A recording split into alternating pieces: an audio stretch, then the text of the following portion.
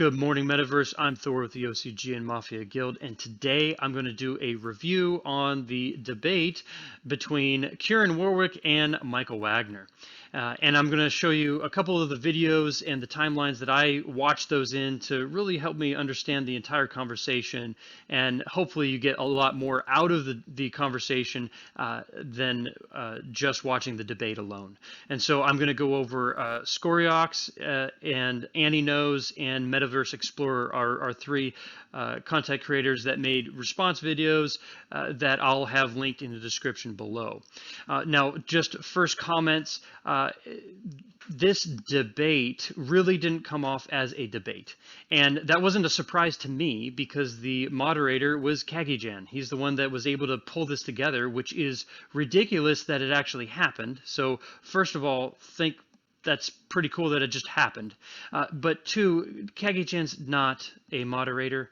He's a content creator. He does videos, and his thing is, crazy comments and, going off of the cuff, just saying what's on his mind. That doesn't go and translate well to being a debate moderator. So if anybody went in thinking this was going to happen like a traditional debate, that's not what Caggy does. So, take it for what it is.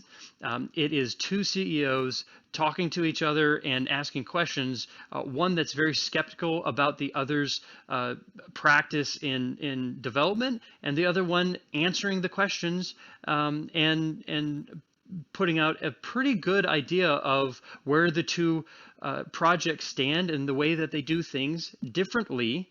And are both being very successful. So I looked at it through those lenses. I'm just trying to gather information. So let's get into some of the videos that lead up and then goes through the actual the debate between the two. So this is Scoriox. He is a YouTube content creator. He does mostly Illuvium content, and he did a pre-debate, which I thought was actually very helpful to understand where the whole conversation came from. It was on the Twitter threads, in Cagyjan's tweet thread, and Kieran had interjected a comment about Star Atlas. Michael Wagner then ultimately responded to that, and what came out of those tweets was that Kieran wanted to do a one-on-one video debate, and then they were going to do that on Cagyjan's platform. And so that's how that was all set up. Watch the video from Scoriox. I think he actually did a really good job of being non-biased and just laying things out as it is, so you knew what was going on. So this is the actual debate that's on Caggy's YouTube. I'm going to link that in the description below, so definitely watch it, check it out, see what you think.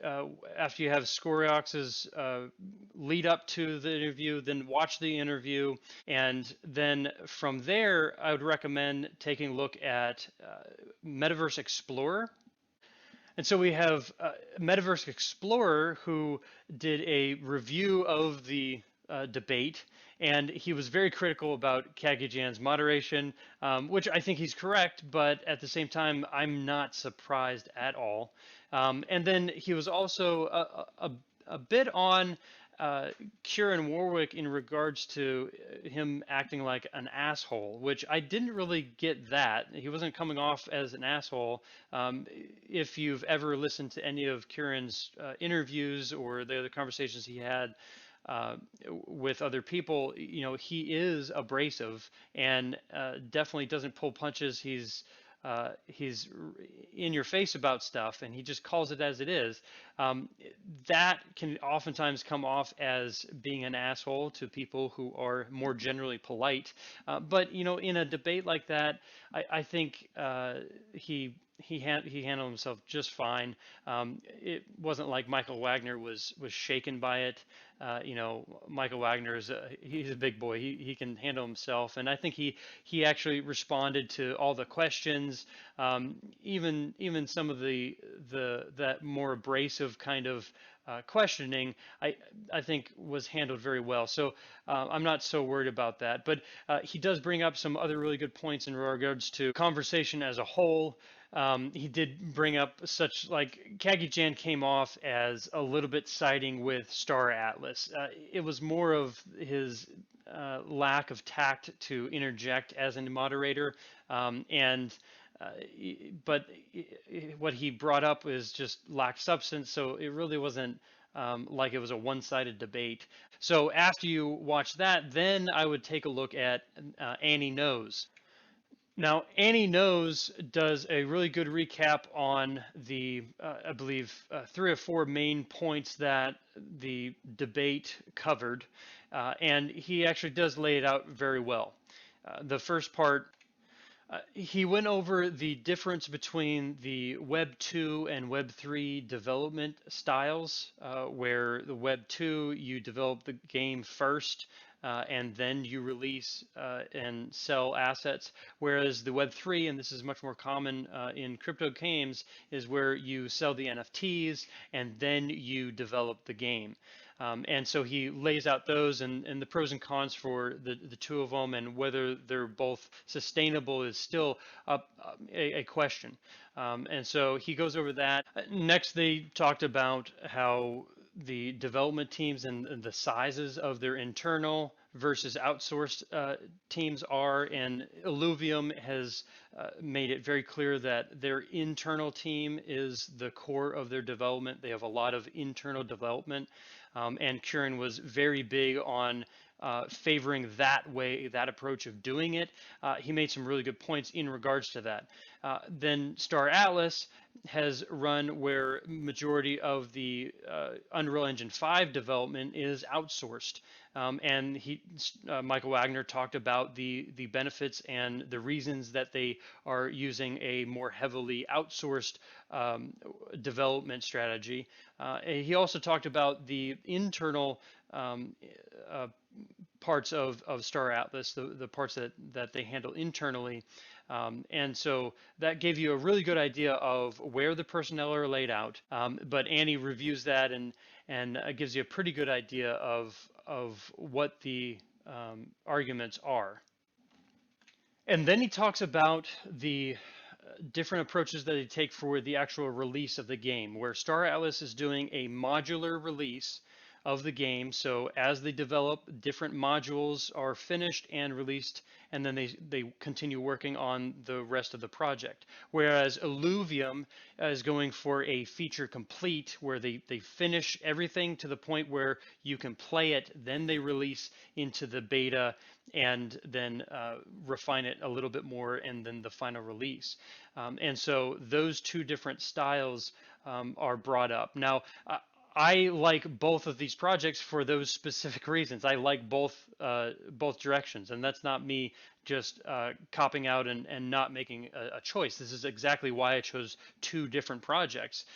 Star Atlas doing the modular release, I thought that was great, giving you a little bit here and a little bit more as soon as they can. And so I always appreciate that. I will be happy with the gameplays as we get them. So my takeaway after watching all of the pre-video and the debate, the reaction videos, my take from this entire conversation is that Kieran is skeptical about the ability of Star Atlas to deliver the size and scope of a project, of a game that they claim that they can do. And that's a reasonable concern for anybody that's looking at the project. Star Atlas is a massive scale, huge scope, grand vision. So yeah, questioning in timeline and their ability to produce is a very reasonable question. I think Michael Wagner did answer them to the best of his ability. And Michael Wagner is confident that by doing their process, by doing the development the way they are, that he's confident that Star Atlas will reach those goals. Now, if that is not something you want to get into, if you don't want to put your capital towards a long-term vision, then you shouldn't. and the community is not benefited by getting a bunch of people to just FOMO in and then realize it's not the project they want to be a part of. But the Star Atlas community is a very strong community, very open and helpful community for anyone else to learn about it. And that characteristic is the same over in Illuvium. So the ideas that the two different projects have are going in two different directions. I think that's a good thing. We will find out which is a better option or if both are still viable. And the communities themselves are extremely helpful and engaged. And I think that is a big takeaway from them. So that's really where the two ended up at the end of the conversation. It's really more about the information that you can gather from that conversation. Kieran's biggest concern is for the retail community that is really ill-informed, and that's a very valid concern because most people that are in the space and all the people that will be coming into the space are ignorant of the details because the majority of the information out there is just a bunch of FUD. It's a bunch of maxis going back and forth about which one's the absolute best and everything else sucks. And there's no real content to it. So watch these videos and look for the information that is put out there by Michael Wagner, essentially giving the information, and then a little bit from Kieran in regards to referring to how they run their project, and take these two projects, Star Atlas and Illuvium, as two very good examples of what to expect and questions to ask about any other project that comes up in the crypto gaming space. And if you can do that, if you can use that information and focus on benefit of having a conversation between two CEOs, then you're going to actually get a lot out of this. And for the people that just like to throw out toxic comments and close their eyes and shut their ears and my project's better than yours, my project's better than yours, you're a waste of space. Okay, so yeah, hopefully it was helpful. Don't worry about liking or subscribing. If you can share it with somebody that would find it useful, specifically someone that doesn't know much about either project, then today was a good day. Good morning, Metaverse.